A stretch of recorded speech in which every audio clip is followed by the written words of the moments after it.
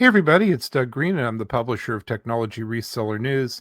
And I'm very pleased to have with me today my very good friend, Spencer Lee, CEO of TELIN. Spencer, thank you for joining me today. Nice chatting with you, Doug. As always, how are things? Well, it's the season to think about your business. If you're a partner, if you're a channel, if you're an MSP, that's what our podcast is going to be about. TELIN's been working to make that much better experience, to provide products and solutions that are sticky, that are delivered fast. Have an app store, are developing that app store, have new apps coming out, and that's what we're going to be talking about today. So, Spencer, before we get into all that, first of all, what is TELIN? Yeah, thanks, Doug. So I'll give you a little background. So TELIN's been in business since 1991, started in Canada, expanded in the US, and now into Australia.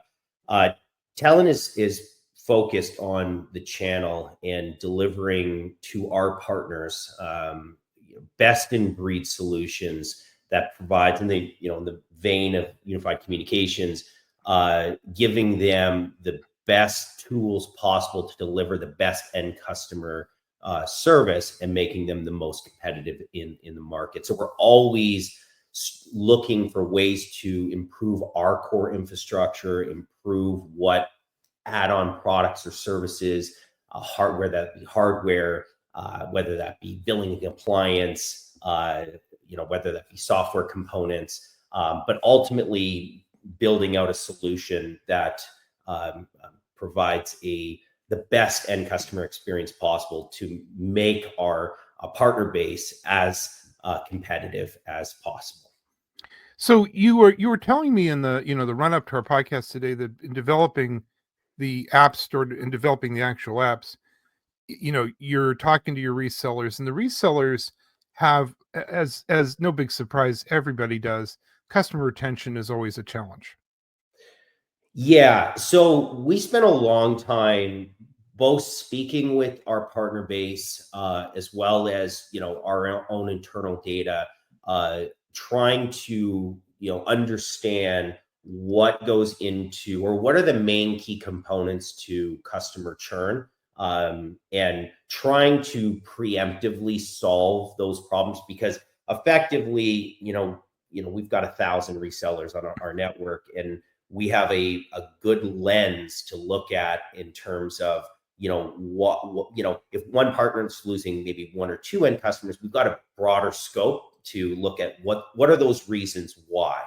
So we did a lot of that research, and what we came up with is it was kind of the number one reason why end customers leave is it's not really a quality of service. It's generally not pricing. It's a competitive product will come out that's ultimately solving a different problem for that end customer that the partner just couldn't do.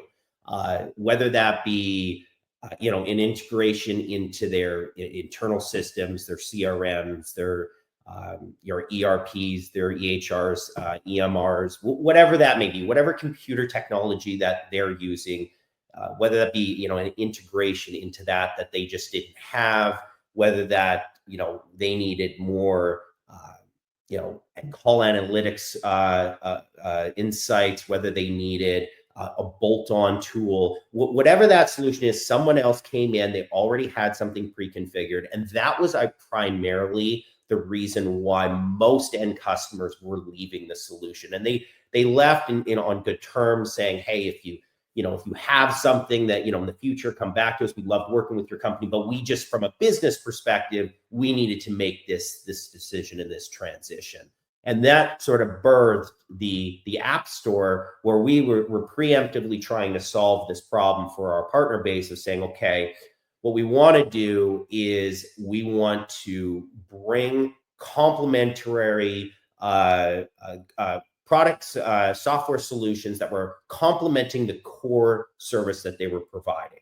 And I kind of mentioned a few of those, but that was the goal. And whether that be applications that we're building internally with our software development team, in partnership with our partners that are bringing these opportunities to us, or tapping some of the kind of best in breed software applications that already exist, because we don't necessarily want to build everything ourselves.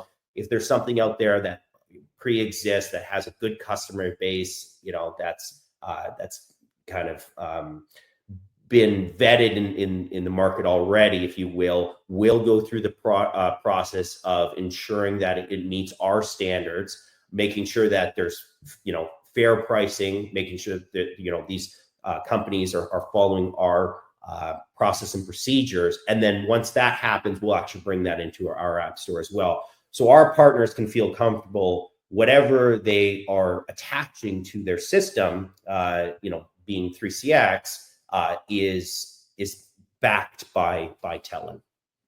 Let's dive into this. What type of apps have you been rolling out? Well, we've done a few integrations ourselves, kind of notably a couple good ones are Service Titan, Zenoti. We've got a few more we're working on right now. We've got a very, very good wallboard and call analytics software. We're bringing in a couple AI technology companies right now. So there's a lot that's going in. It's a newer. We've been doing this for about 6 months, but we're very excited. The goal is to have a very large application store that any partner that's focusing on any vertical would be able to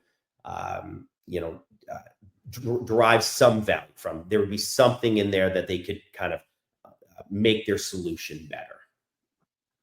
And you also talked about earlier in our podcast about speed. So my understanding is that the App Store helps people bring these solutions to the market really quickly.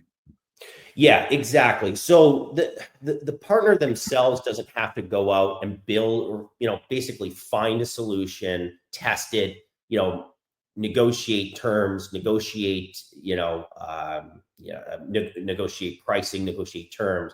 This has all been done for them. So when they've got, let's just use an example. Let's say there's a partner in California that has been really focused on the education space, but it's got a really good opportunity in automotive, but hasn't really done anything in automotive yet. They could come to us. We could give them insight into that, but then we could, give them, okay, here's the integration product that would service this customer the best.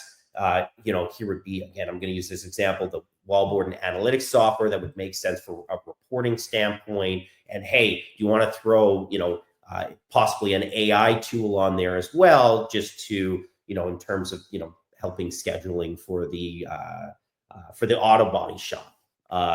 So we're from a speed perspective, they can have a matured product offering on day one versus a lot of trial and error that would normally go into diving into a new vertical.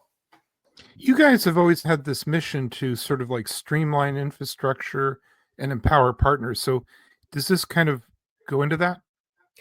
Exactly. That's 100% right. Like what we're really trying to do is empower the partners so that they can focus on one core thing, and that is delivering the support and installation services to their customers at the highest tier.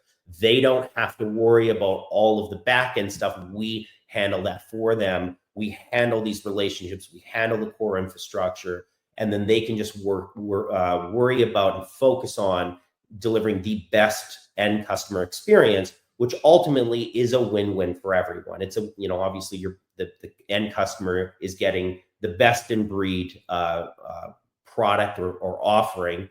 The partner is getting a customer retention at a good price, at a good margin set for their business, and we're keeping valued partners that ultimately have those sticky customers that continue to purchase services through our ecosystem. This is sort of conform to what you're seeing sort of as an overall trend in our market. You've got to go beyond UCaaS. You've got to utilize these tools and become stickier. 100%. And Doug, I think you're really hitting the nail on the head. Is partners that should really be you should really be thinking from, from this perspective. If the way I'm kind of saying it is, years ago, I think in our world, and like, let's say the VoIP world, UCaaS world, it was a very much a price conversation of, hey, move your traditional PBX over to VoIP. We can save you X amount percentage per month on your bill. And that was a very winning formula.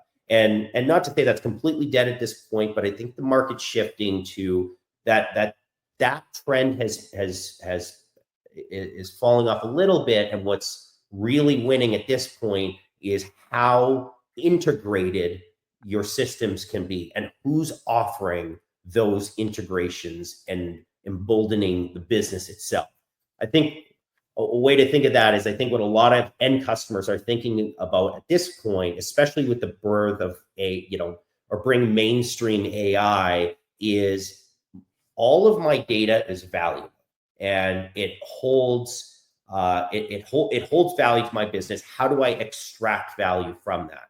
And the technology companies and the UCaaS companies that are coming to the table saying, I can provide you a solution that's not just going to be a cost, but it's going to be able to derive value, however you structure that, are going to be the ones that win in the long run. And I think the big takeaway there is this is really good news, because from a partner's perspective, when you're basing your whole, when you're basing your go-to-market on pricing, unfortunately, over time, that pricing continually has to go down. In this shift, I think the goal here is partners should be able to find ways, if they can provide more intrinsic value to an end customer, they should be able to charge adequately for that product and service. So their bills theoretically should be able to go up, because they're ultimately providing a more valuable product for the end customer.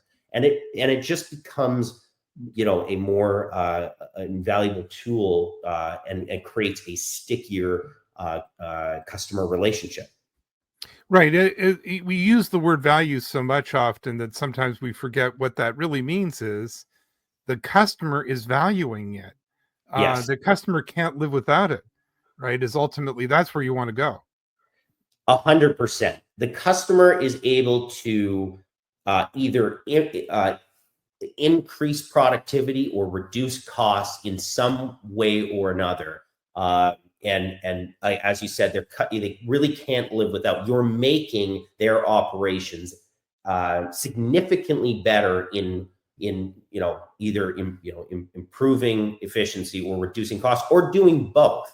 Whether, and that doesn't mean necessarily costs on the telephony side. That could be operational reductions, because say they're utilizing different tools to streamline what how they're operating and getting a handle on their operating expenses. So I think there's multiple ways of looking at this, but my point is, the partner should really be looking at how they can create a business infrastructure that integrates heavily into all aspects of that customer's current business infrastructure, and not just have a phone system, if you will, sitting on an island doing its own individual thing apart from everything else. So, Spencer, as we wrap up our podcast today, you mentioned third party in passing, third party integration. Tell me a little bit about that. Yeah, so kind of mentioned that a little bit before, but we started this off by building these applications in-house. We have our in-house development team. We work with our current partner base. They bring an opportunity to us. We build it out for them, and then it goes into our app store. But then we kind of got to a point where we said, there is some really good mature products in the market that we don't necessarily want to replicate ourselves. We want to partner with, hold them to, the standards that we have at TELIN. We have an agreement with them, basically a standardized one. And then we bring them into our app store so that our partners can, we're not having to go through that cycle of development when there's something out there that's better than anything that we could build, in a short period of time. So we really started reaching out to the marketplace, testing softwares, vetting them, if you will, so that our partners wouldn't, so that when they know that there's something in there, if it's third party, it's going to hold to our standard. We're going to support it. It's going to just become part of our ecosystem. So so we're sort of looking at this from a two-path approach. We build some stuff ourselves, and we tap some of the industry experts that have been around for a while. But ultimately, the goal is emboldening that app store for the partner base. And that just makes good sense, that when you, like you said, you've got a mature app, works great, people like it, why not just integrate it? Exactly. Well, Spencer, thank you very much indeed for joining me today. This is really interesting. We're going to be doing more podcasts on this. I have a feeling we've got a demo coming up. I'm going to look forward to that. But for now, where can we learn more about TELIN and the TELIN App Store? So if you want to reach out to TELIN and talk with one of our team members, just navigate to www.telin.com, TELIN.com. You'll find our contact information. You can get in touch with one of our account representatives in Canada, US, or Australia, and we would be happy to walk through different applications that we have right now. Different strategies for any project that you may be working on. Spencer, always a pleasure. Always interesting stuff. Thank you very much indeed. Thank you very much. I appreciate the conversation.